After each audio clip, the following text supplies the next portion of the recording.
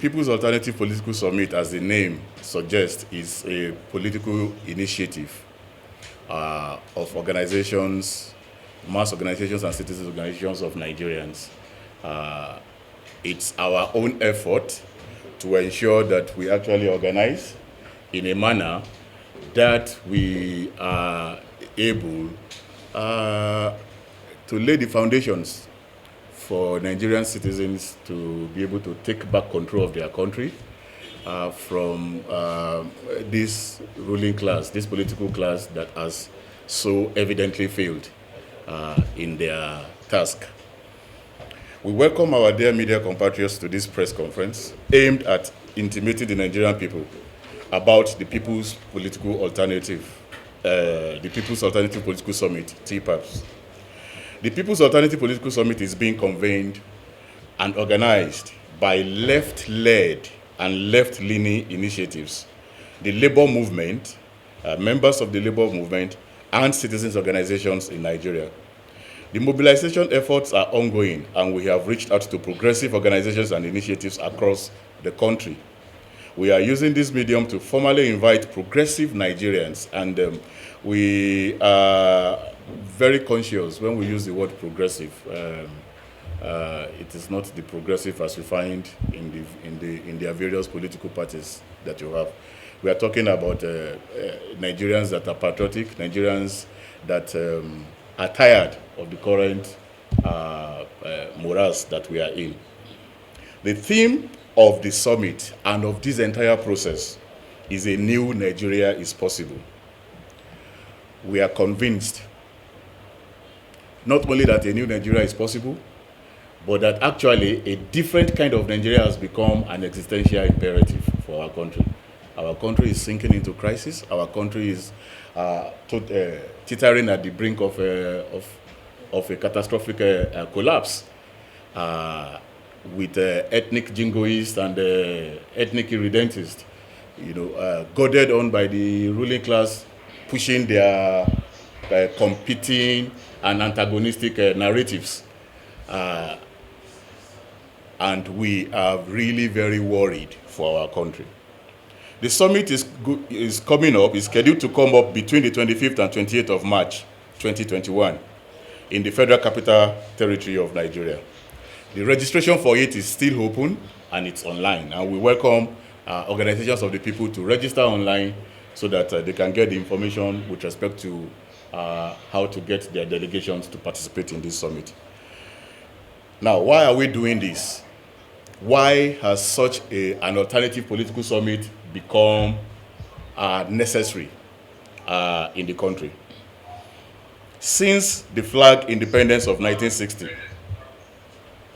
our country has been enmeshed in various forms of deep and endemic crisis, oftentimes posing grave existential threat to the nation and our peoples.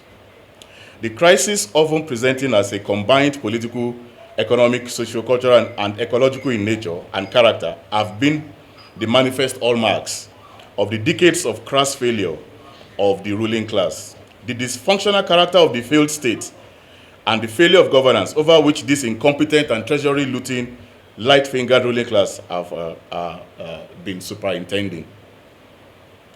This process of intensification of unconscionable and inhumane exploitation, repression, oppression, and impoverization of the working classes and peoples of Nigeria have only intensified since the 1999 return to civil rule. However, historically, the working peoples of Nigeria and their allies have played central and significant roles through their various and collective struggles in the evolution of the Nigerian nation and in resisting anti-people policies of the ruling class. We are all witnesses to the role played by the working people of Nigeria towards the liberation of the country from the clutches of colonialism. And we are also all witnesses to the role that the working people of Nigeria have played. Ordinary citizens of Nigeria have continued to play in sustaining this country the way it is now. Left to our ruling class, this country would have been scattered asunder. We fought a civil war because of the incompetence of this ruling class. They are preparing us for another civil war because, again, of their incompetence. And we are saying that enough is enough. The struggles of the organized working people were central to the attainment of independence, to the termination of military rule, and to the ongoing struggles to deepen democratic participation and consolidation. From the January uprising of 2012 to the youth rebellion, the NSAS protest of October 2020, the working and toiling peoples of Nigeria, led by their valiant mass organizations, their social movements, and citizens' movements, have always resisted oppression and made demands on power and the ruling class to humanize our existence, to achieve our national liberation as a country from the clutches of imperialism, and our social emancipation as a people, to liberate us from the clutches, the rapacious clutches of our own ruling class. The aborted September 28 resist hardship protest and the subsequent NSAS protest movement are the most recent manifestations of not only the governance failure presided over by an historically incompetent ruling class, but also of the level, the scale, and the scope of the deep-seated frustrations and anger among the working peoples and the laboring masses of Nigeria. The anger next time is not going to be very easy to quell. The fire next time is going to be really a wild bush fire. These recent processes are the clearest indication of the urgency for the organized, coordinated, and collective political intervention of the left movement and the allied radical progressive social forces in Nigeria. Because, as we have seen with NSAS, if popular anger should erupt on the street and there is no leadership, there is no organization, the chaos that we follow, the burden will still be borne by the working people of Nigeria. And we are insistent that enough is enough. What has been missing over the past several years is a clear-cut, a cohesive, collective, and a broad left alternative political program and platform to engage and to challenge the ruling class for power. This is why it is incumbent upon us now to take our destiny into our own hands and to take up the task of organizing to take power in order to use that political power to achieve our goal of radical social transformation of our society in the interest of the working classes and the toiling masses. It is now more than ever incumbent on us to organize as broadly as possible the radical left-led revolutionary and working class politics, including revolutionary participation in electoral politics, ensuring that we intervene politically in the day-to-day routine struggles of our people. The struggle against insecurity, for instance, the struggle against the pervasive and continuing rise in the cost of living. The Nigerian Bureau of Statistics just released the report for Q4 of 2020. We now know that unemployment in the general population is 54%. Amongst youth is almost 70% of the population. We also know that inflation is now 17.8%, nearly 18%, the highest in 4 years.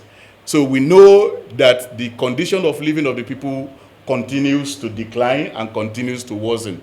We also know that in spite of COVID-19 pandemic and the shutdown of the economy, and in spite of the cataclysmic impact that it has on the lives of ordinary Nigerian citizens, we know that the rich have grown richer during that period. We know that the wealth of the rich, of the richest 100 people in the world, their wealth increased by 3.4 trillion, up to 3.4 trillion, and by $340 billion during the pandemic alone. And this was a period when 255 million jobs were placed on hold globally.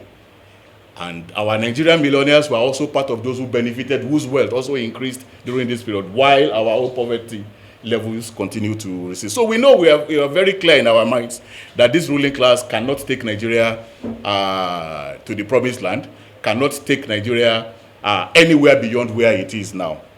So it is now more than ever incumbent on us to organize as broadly as possible the radical left forces. It is within this context that we are issuing this clarion call to all the oppressed working peoples of Nigeria to join us in this historic effort and initiative to work towards the achievement of three things: the joint convening of a People's Alternative Political Summit, and that's going to happen next week. Again, this summit is going to discuss the current situation in the country, the deep crisis in the country, and it will agree on a common political program for the radical left political intervention. And then on the basis of that common political program, we are also envisaging that we would also be able to launch a joint political campaign to implement the common political program. This process, an alternative political initiative, will deliberately exclude. Now, this is very important. So, because we have told you who we are organizing with, we should also tell you who we are not organizing with. This process, an alternative political alternative, will deliberately exclude all the hegemonic political, economic, and socio-cultural organizations of the ruling class and their multifarious factions. This process is open only to the organized platforms of the working people, of the working classes and the toiling masses. We therefore encourage all organizations of the oppressed, all citizens, to come and to join in this process with us.